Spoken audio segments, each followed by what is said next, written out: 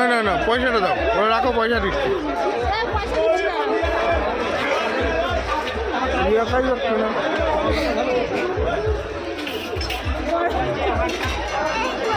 এটা কি বলো তো, এটা কি বলো তো, এটা হলো আলুর জিলাপি। এই যে খাবি খাবি, ওরা ওরা তেল আছে, পয়সাটা দাও।